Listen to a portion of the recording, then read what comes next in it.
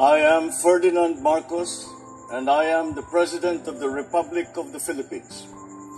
I stand today on behalf of 110 million Filipinos. Hello people and hello universe, it's me again. Shout out sa inyo mga kababayan. Ayan, especially the Marcos loyalists and supporters. Hello. Ayan, nakikita nyo guys yung nakikita ko. Nako, talaga naman, oo. Talaga naman ang bagong Pilipinas. Nako, serbisyo fair. Diyan po mga kababayan sa Butuan City. Ay pinangunahan po ni Speaker of the House. Kasama po ang mga ibang congressman. Of course, nandyan po ang isang senador na si Senator Bong Revilla. Yan po ay naghahatid po ng serbisyo para sa mamamayang Pilipino dyan po sa Butuan. Nakaw. Kung nakikita nyo guys sa inyong screen, ayan. Dyan po sa Caraga State University, Butuan City. Oh, see? Nandyan po yung alam nyo naman ang serbisyo fair, di ba? Yan po ay mga ahensya ng gobyerno na kung saan ay mismo na sila ang lumapit sa mga lugar ninyo sa bawat region. Nandyan po ang PCA, BFAR, DTI, SBZ, DOH, DNR, DSWD, ayan, DA, FDA, DMW, TISDA, ang DAR, CHED, nandyan. I-abel nyo ang gusto nyong i-abel mga kababayan. Free po yan. Libre po yan, walang bayad. Pagkakataon niya na po, no? Yan po si Pangulong Marcos Jr. kung gaano niya kamahal ang mamamayang Pilipino at alam niya ang pangangailangan ng mamamayang Pilipino sa bawat region. So, sabi nga ni Speaker, siya po ang kinatawan para sa Pangulong Marcos Jr. Guys, alam po natin yan, ano? Not only that in the Butuan City. Siyempre marami ng mga nagdaang mga araw na pinupuntahan ni Speaker of the House. Parang kakaiba ito talaga mga kababayan. Hinuhubog talaga ni Pangulong Marcos Jr. ito. The next president. O tapos ang Vice President, no? What if si Secretary Gibo, no? Tapos baliktad lang ba? Halimbawa, si Speaker ang running for President, tapos si Secretary Gibo naman ang Vice President, pwede. Or else, si Secretary Gibo ang Presidente, or BP si Speaker, pwede. Nag-aasar talaga ito si Speaker, eh. Pero ako, tanungin guys, bagay na bagay po siya, magiging Presidente, no? Alam nyo, sa totoo lang, sa aking ka-opinion lang, After President Marcos Jr. term, no, as a President of the Philippines, dapat guys ang magiging successor niya, yun talagang maasahan na ipagpatuloy ang kanyang nasimulan. Tuloy-tuloy ang asenso. Pero kung ang ilagay mo pro-China, nako, delikadong Pilipinas. Baka mawala lahat ang pinaghirapan ni Pangulong Marcos Jr., no? Lalo na po, no, ang concern ko lang yung Maharlika funds, no? So kailangan Romualdez pa rin ang mamuno ng bansa kasi yung Maharlika funds, nako guys, kailangan bantayan mabuti po yan. Dahil kung ibang uupo sa Malacanang, putsa pa, baka mauwi lang sa wala at malugi, ano? So dahil dyan mga kababayan, tunghayan po natin ang speech ni Speaker of the House, ang pamimigay niya. Nako, ito mga kababayan, yan ang sinasabi ko sa inyo, eh. Yung mga anti-Marcos, lalo na mga DDS dyan, na laging sinasabi, yung 20 per kilong bigas. Yan po, pangarap lang, correction. At hindi lang po yan, ang totoong nangako, si dating Pangulong Digong sa 7 kilo per kilong bigas, no? Pangako yun po yun. Pero ngayon, wala ng 24 kilo. Bakit mga kababayan? Ito ibinibigay na ng libre. Yan po ang ginagawa ni Speaker of the House ngayon. Ibinibigay niya na ng libre ang bigas. Nako, antindi ito mga kababayan, Hindi lang po yan, as assistance, mga makinarya sa mga magsasaka, mga bangka. Diba, ganun din ang ginagawa ni Pangulong Marcos Jr. Ito, pakita ko sa inyo, bawat isa. At yan po ang panoorin yung talumpati ni Speaker of the House, no? So maraming salamat po sa mga congressman. Talagang tuloy-tuloy ang ang pagkikiisa, no? Ang tulong nila para kay Pangulong Marcos Jr. Sila na po ang nagdi-distribute na yung mga congressman. O, sabi ni Speaker, 68 na lugar yan. Kaya abangan nyo po mga kababayan. Lahat ng congressman ay talaga naman nakalista na yan sa kanilang lugar magbibigay ang ng serbisyo fair at mga kas-assistant at libreng bigas. No? So, nandyan po ang mga congressman kasama ni Speaker. Tulong-tulong sa pag-distribute. Of course, ang mga ibang senador nandyan din. So, maraming salamat po, no, sa ating mahal na Pangulo. Talaga namang si Speaker ang kanyang pinagkatiwalaan. Siyempre guys, yun ang magiging successor niya, kayo naman. Napaka-importante itong araw na to, itong bagong Pilipinas Servicio Fair na nagaganap natin dito sa Butuan City. Kaya ito ang ay, Butuan pala. Apat na rendition po ng itong Servicio Fair.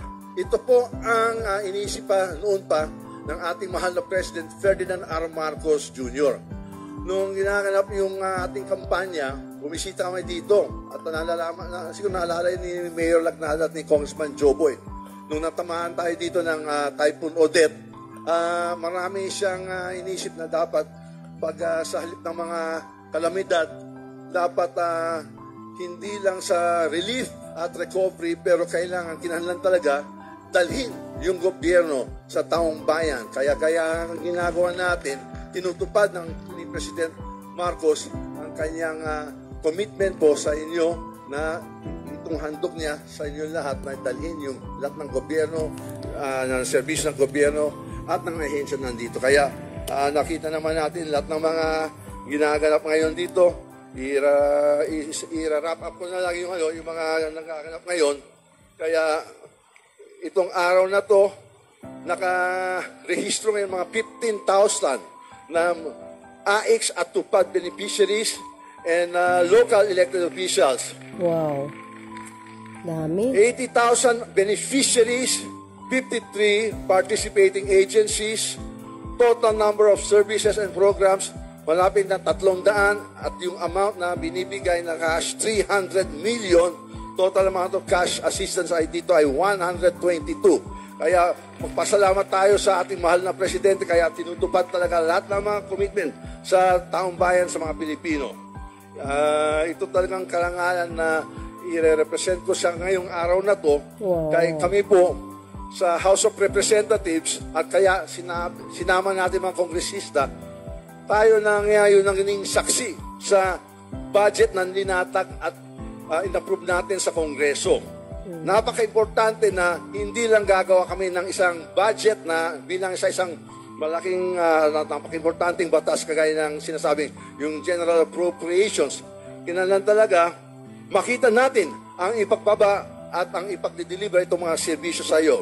Kaya kailangan talaga nandito kami para makita natin at bigyan natin suporta sa lahat ng mga ahensya at ng departamento na nag-implement na itong budget na to. Isang pamanin lang, ngayon po ay ang International Women's Month. Hihingi ko sa lahat ng mga kababayan kung pwede tumayo para palakpakan po natin. Lahat ng kababayan, please lang, pang-exercise na lang para hindi kayo maantok. Uy, babae, kababayan. Yung kababayan, tumayo, tapos palakpakan po natin na mga kababayan. Yes, happy Kayo po talaga ang napaka-halaga ng mga tao sa buhay natin. Sinasabi, Speaker of the House ako. Guys, yan ay serbisyo fair yan. Karaban ng Bagong si Pilipinas. Speaker of the House. Kaya po sa Butuan. Itong buwan na to, kahapon po yan, 2022 ng March 2024. araw-araw, buwan naman Nako, ninyo. Diba? may libreng Araw-araw, bigas likod mga na lang, kababayan. Grabe. Dinidistract lang kita para hindi kayo maboboard sa speech ko. O diba, sa lahat ng kababayan na bagay si nilito, Speaker ngayon, lalo sa ating mga maging masipat presidente. na lady legislator, Happy International Women's Month. And Hinuhubog talaga ni I invite all Pangulong the Marcos legislators Jr. to Ay, naku, maraming magagalit. Recognize.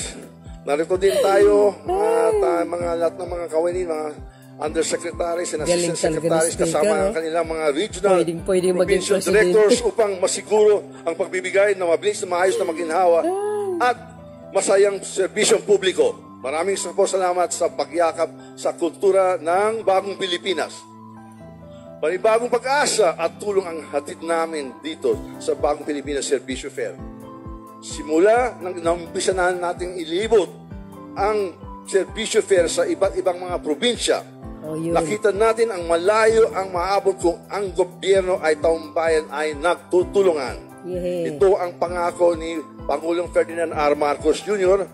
Patuloy tayong mag-iikot at maghahatid ng tulong hanggang sa marating natin ang bawat sulok ng Pilipinas. Hindi tayo titigil kahit anumang pambabatikos at paninira ay bato sa atin. At bilang speaker, ipinapangako ko po sa iyo lahat na itong bagong Pilipinas Servicio Fair ay mananatiling nakakatutok sa pagserbisyo at sa pagbibigay sa ayuda sa bawat Pilipino. Makakaasa kayo ng ang aming mga congressman ay patuloy ay magsisikap at gagawa ng mga batas at programa para ikakabuti ang taong bayan. Ang mga ngiti at suportang ipinakita ninyo ngayon ang aming inspirasyon upang mas pagpabutihin pang namin ang aming trabaho sa Kongreso. Kaya po, Pong Joboy, maraming salamat talaga sa lahat ng preparations ninyo, yung pagbablow out nyo sa atin lahat dito, at sa lahat ng mga members of Congress. Maraming salamat din sa suporta. Salamat sa lahat ng sipag at syaga mo sa Congress. Kaka-adjourn lang natin at nandito pa rin kayo dito sa Butuan. At sa simula po lang namin ng Bagong Pilipinas, may 68 pa probinsya na gagawin natin itong Bagong Pilipinas Servicio Fair. Kaya sama-sama natin salubungin ang Bagong Pilipinas. Mabuhay ang Butuan City! Mabuhay ang Agusan del Norte! Mabuhay ang Bagong Pilipinas! Ako, Speaker Martin Romualdez, handang-handa, kasama ko lahat mga kongresista, magserbisyo sa iyo lahat. Sinabi na ni Speaker, pero basahin natin para kompleto Ricardo ang kanilang kaganapan, no? Ang kanilang mga pag-distribute ng mga bigas na libre, no? So, dyan po kahapon ito mga kababayan na March 22, 2024. Agay! Alam nyo kompleto guys itong Servicio Fair, Karaban ng Bagong Pilipinas. Nako, talagang kinumpleto ni Speaker of the House kasama po ang mga congressman at ang senador. At syempre, ang kanilang amo na si Pangulong Marcos Jr. na kailangan lagyan ng concert. Wow! Mga artista! Nakita ko dyan si Maymay.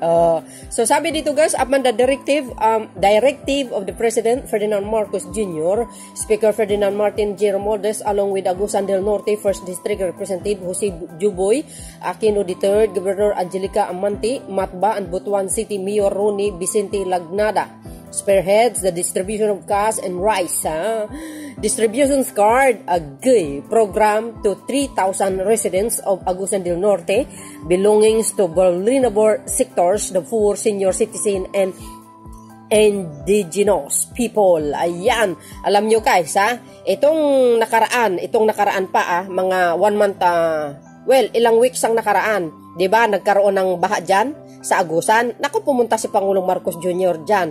Nagbigay na naman ng milyones na cash. Kasama guys ang Agusan, mga kababayan.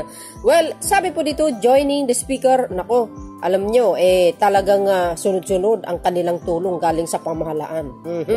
Led by Speaker of the House. Buti pa ito, no? Kaysa doon sa mismo ate, walang tulong na kumbaga, walang kooperasyon para tulungan ang kanyang kapatid.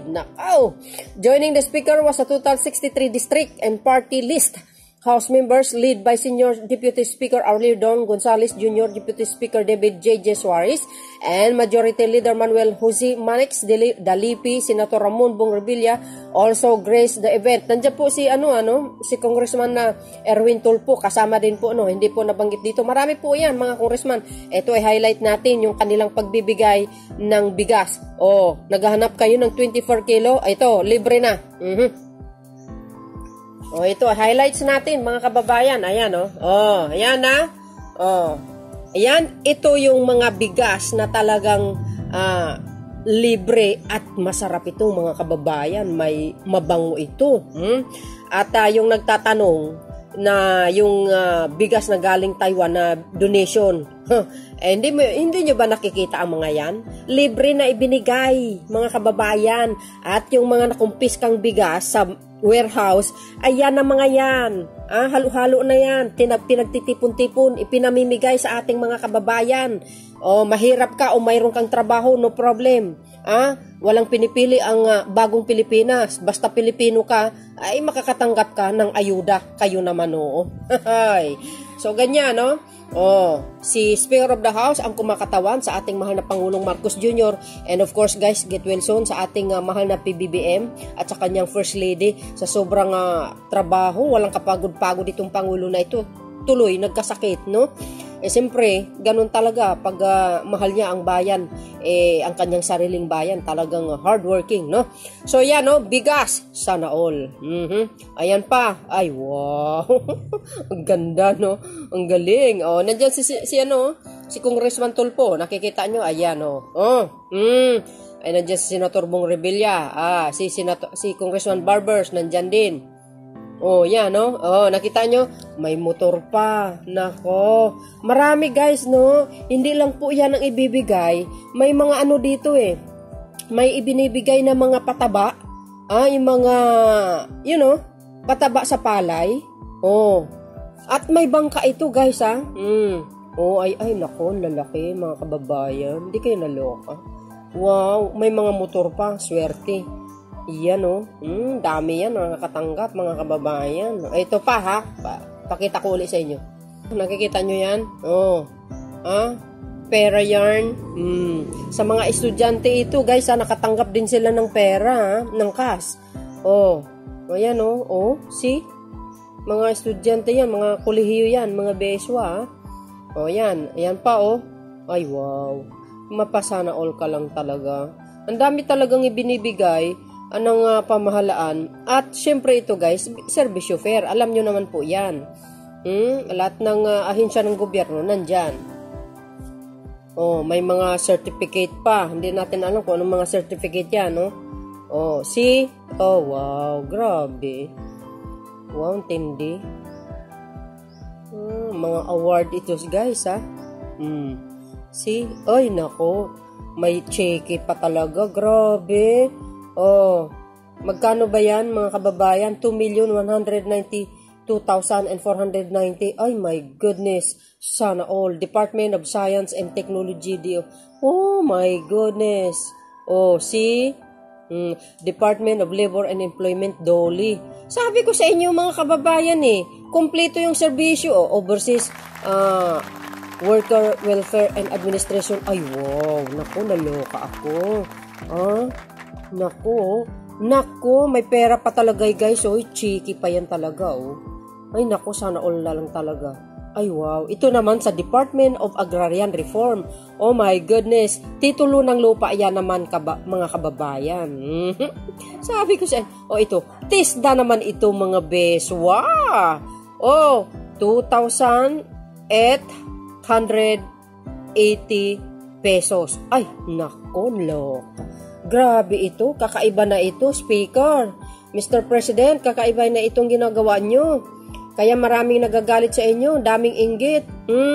Ayan, Department of Agriculture, naku po, ayan na po tayo. Tuloy-tuloy ang pagbabago, mga kababayan, sa bagong Pilipinas. Ano pong masasabi nyo? Ako wala akong masasabi. Nasa right track tayo dahil ang Pangulo ng Pilipinas ay napakagaling.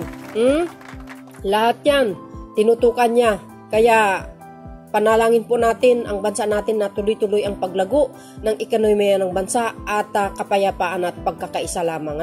See you again, guys. See you again on my next upload videos. Bye and babus. Bato sa langit.